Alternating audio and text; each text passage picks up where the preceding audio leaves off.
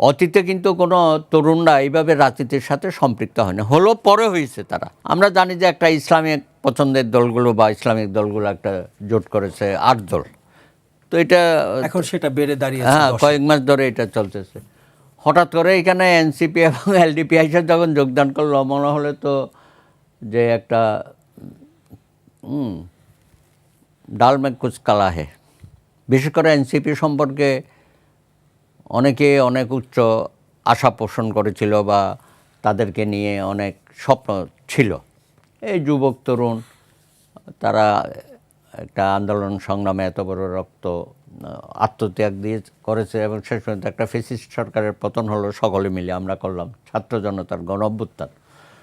তো সেখানে যাদেরকে আমরা জুলাই যোদ্ধা বলি, আমরা প্রথমে একটা নেতিবাচক কথা বলেছিলাম যে তাদের এখনই একটা দল করা বা দলের সাথে সম্পৃক্ত হওয়া সঠিক না।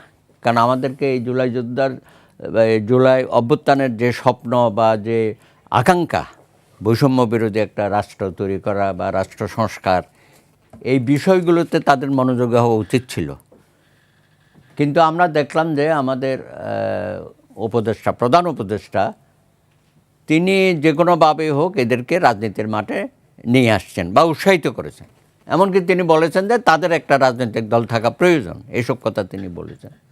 তখন আমরা বলেছিলাম যে এটা তো যা করা হচ্ছে, এটা তো অতীতে যে আন্দোলন সংগ্রামগুলো বাংলাদেশের তরুণ সমাজ অংশগ্রহণ করেছিল, 52, 62, 69 আমরা ছিলাম, তারপর মহান মুক্তিযুদ্ধ 71, 90, সর্বোপরি যেটা হলো, অতীতে কিন্তু কোনো তরুণরা এইভাবে রাজনীতির সাথে সম্পৃক্ত হয় না, হলো পরে হয়েছে তারা। আমরা আশা করেছিলাম যে জুলাই সনদে তাদের একটা মুখ্য ভূমিকা থাকবে। আপনি জানেন যে তারা কিন্তু সই করে নাই, স্বাক্ষর করে নাই, আমরা তো করেছি, তো তারা করে নাই। তার মানে কি তারা কি এটা ওন করে না? আবার এই গণভোট নিয়ে একটা মাতোয়ারা হয়ে গেল, হ্যাঁ, গণভোটের মাধ্যমে সংবিধান পরিবর্তন করে, সংবিধান ছুড়ে ফেল, কত কোথায় তারা বলেছিল। এখন শেষ পর্যন্ত আইসা তারা কোথায় গিয়ে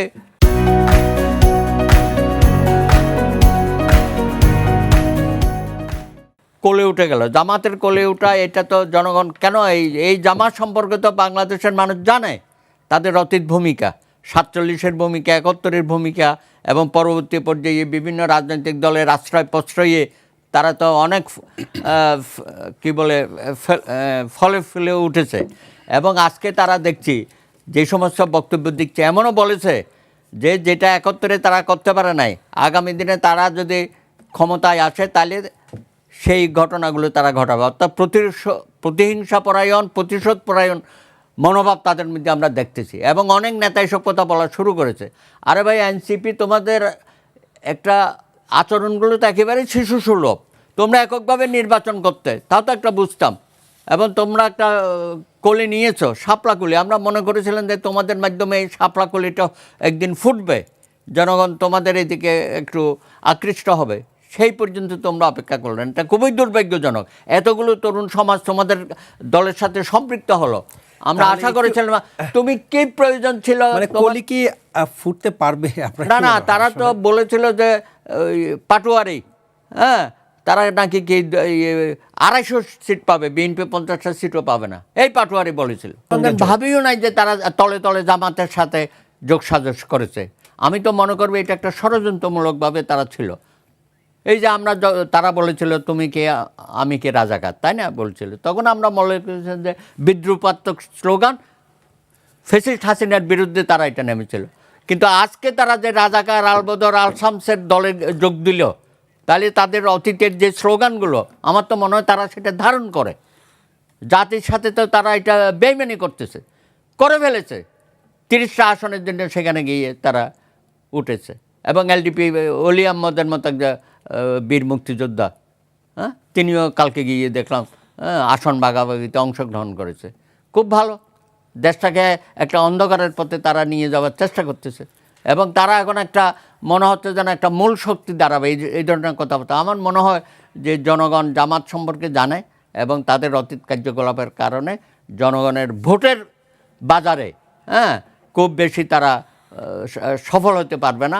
আমি মনে করি যে তারা যতই লম্পজম্প করুক, হ্যাঁ, শেষ বিচারে দেখা যাবে জামাত জনগণ থেকে অনেক দূরে সরে যাবে। তরুণ সমাজের যে আকাঙ্ক্ষা সেটাকে তারা অঙ্কুরে বিনাশ করলো এই নির্বাচন কেন্দ্রিক 30টা আসনের জন্য।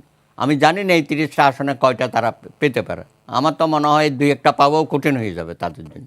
তো যাই হোক, তাদের রাজনীতি তারা করুক, আমি যেহেতু ভিন্ন দল করি, কিন্তু আমি রাজনৈতিকভাবে সমালোচনা করতে পারি, একজন নাগরিক হিসেবে আমার অধিকার আছে, আমি সেটুকুন করলাম। এটা হচ্ছে আমি শুরুতেই সেদিন বলেছিলাম যে এটা ন্যাশনাল চিলড্রেন পার্টি, আমরা যেটাকে বলি শিশু কিশোর সংগঠন, খেলাঘরের সংগঠন। আজকে যা কর্মকাণ্ড করতেছে এর চেয়ে আর বেশি কিছু বলার কিছু নাই। তবে আমাদের তরুণ সমাজের যে আকাঙ্ক্ষা, যে স্বপ্ন, সেটাকে তারা নস্যাৎ করার একটা অশুভ পদক্ষেপ তারা গ্রহণ করবে।